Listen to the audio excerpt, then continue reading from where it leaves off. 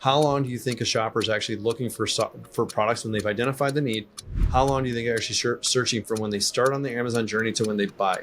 That's 5 minutes, 8 minutes. And they went through 5 listings, 6 listings to find yours. That means they had 30 seconds on your listing. So you draw all this traffic in, you get it from Google or Amazon or wherever the hell you get it from, and you get them to your listing, you got to close the deal in 30 seconds. We don't have to run all the keyword traffic. It's like where we are in the launch. Actually, are we in the pre-launch, launch, or maintenance, or growth? Actually, our growth, totally. Maintenance, where we are at actually, right? So when it comes to a launch, like some keywords cannot be ranked. Actually, some keywords we required need to be like a crazy amount of external traffic what we need to be pushed. In that case, we push it like that for a week. We don't go for like crazy. We don't go like a 2 to 3 weeks to 4 weeks. We don't do those things. Just for a week, we schedule it for just for a week for certain keywords only, and we run heavy at that point. Right. And after that, it dies. After that, it dies completely. Campaign die. And after that, what we say is like at the last post-launch, what we do is basically a growth maintenance. Then we come and then go and then look for what gives like a better ROI, what gives like a better ACOS, whatever it is, you double it out at that point of like a growth aspect of it. That makes sense to me.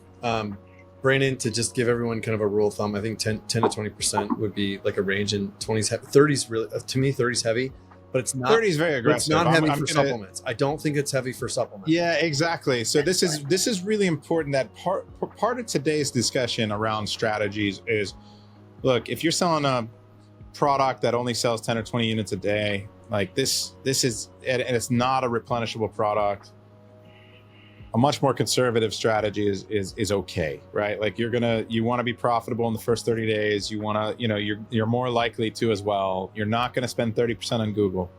10% is probably more in line. Yeah. But if you're launching something insanely competitive where you need to keep your foot on the gas, or you're not going to be able to make up ground on the guys that have been established, like 30% is probably where you need to be at least, right?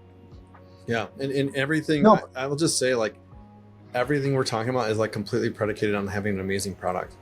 Like exactly. Really, like you're going to put all of this effort and energy into marketing your product.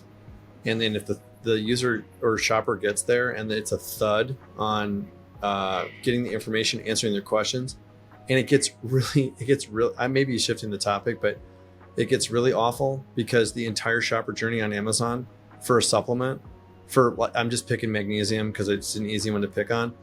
How long do you think people are shopping on Amazon for? Which magnesium? Yeah, exactly. Right. Thank you. Thanks. That's perfect. How long are they shopping for that product? Right? Like a food tray, and a food tray that's got, this is a current client. So a food tray with ice in the bottom that keeps your vegetables cold with a closed top. How long do you think a shopper is actually looking for products when they've identified the need? How long do you think they're actually searching from when they start on the Amazon journey to when they buy? That's 5 minutes, 8 minutes. And they went through 5 listings, 6 listings to find yours. That means they had 30 seconds on your listing. So you draw all this traffic in, you get it from Google or Amazon or wherever the hell you get it from, and you get them to your listing, you got to close the deal in 30 seconds. Right. Hey, if you're enjoying this content, you're going to love the masterclasses that we host on a regular basis. We've got over 1,000 members in our private community, and over 400 of them are already doing over $1 million. We regularly host masterclasses with hundreds of students, and you can find out more below. Join us. Right. Just to make it clear, Brandon, it's like a maximum what we went is like a 30%. We even like went even below 5 to 10%. Also, we've been spent for certain products, which is like not even required. We just want to like build the stability on those keywords. Now, I would love to hear, because supplements are very competitive, and then you've got the products like the food tray product, right? Like that might be a 10% spend. What are you guys seeing on conversion rate and click-through rate from Google? Real quick, I think Colin just said something I think is really, really critical. So what Colin just said was, he's like, once we're kind of like got keywords, and correct me if I'm wrong, Colin, I'm going to try and restate what I understood you just said. Mm-hmm. Once you've got advertising in play, you've got your top 5, 10 keywords going, you need to be on this keyword, and you're seeing sort of like the performance on that keyword drop down, you'll come in and surgically drop an external campaign in and around that keyword to kind of build and lift that one back up Exactly. to continue to maintain the velocity around that keyword. That's to bring the stability on those keywords. Yeah, right. I love that that's- phrase, by the way. I love that. Yeah. Yeah. Otherwise, you see. So we divide every keyword into C1 to C5, so critical 1 to critical 5.